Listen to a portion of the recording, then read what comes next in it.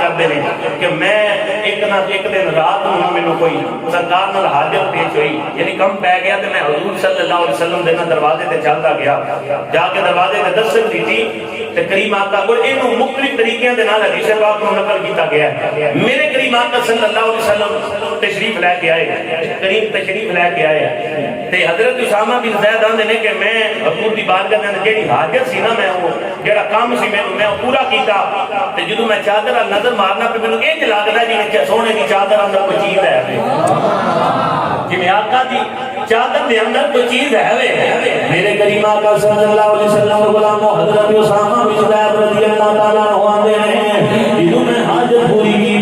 تے واپس آن لگا تے میں سونے دی بارگاہ دے اندر عرض کیتی ہے، اے سونے دعا دے چنے والے آ سینے والے امید بھولنا والے سونے اللہ تیرے اس غیر بھی چادر دے اندر کیڑی چیز اٹھائی ہوئی ہے، کیونکہ جیڑی قیمتی چیز ہوے لوکی انہوں سینے نال لا کے رکھتے ہیں، لوکی